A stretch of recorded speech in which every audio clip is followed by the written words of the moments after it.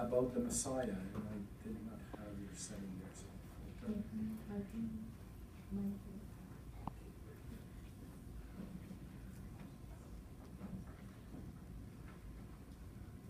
Hi, Wendy. May I sit with you? Hi, Lorraine. Sure, go ahead. I'm just finishing to prepare for my meeting today. Oh, what is it all about?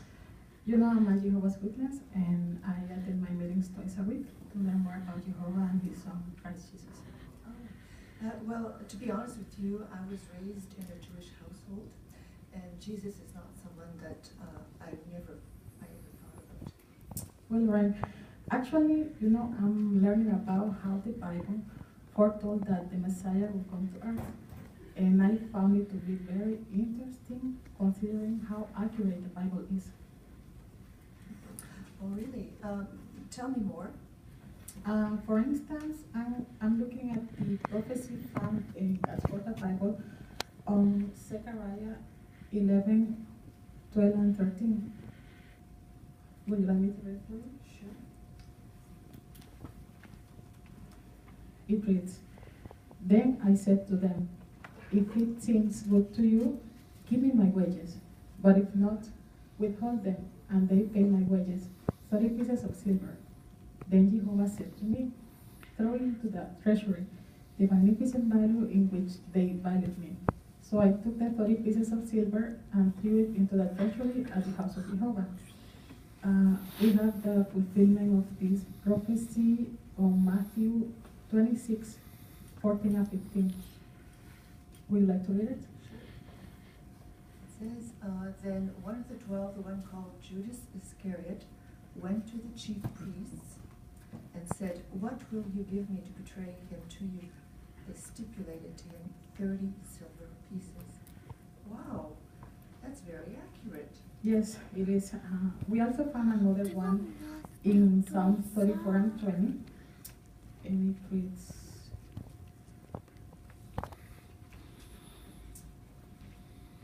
"He is guarding all his bones.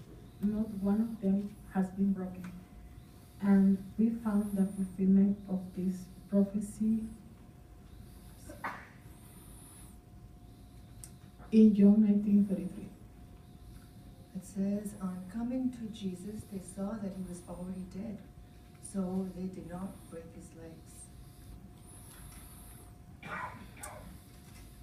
So if you notice, Lorraine, we read scriptures that foretold Jesus' earthly life hundreds of years ago, before he was born.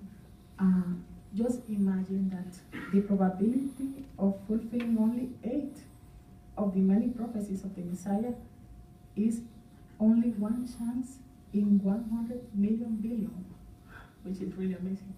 Yeah, I had no idea. Is there any more proof that you can show me?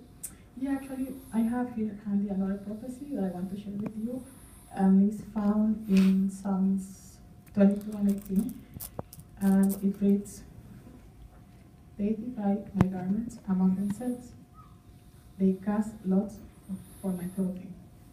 The fulfillment of this prophecy is found in John 19:23.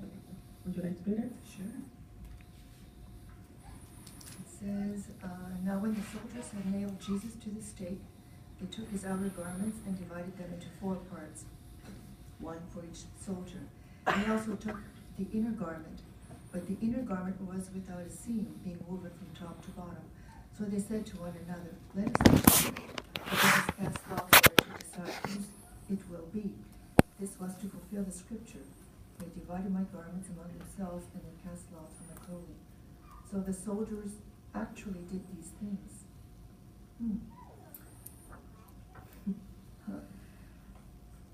So, Wendy, I find that very interesting, and you have given me a lot to think about.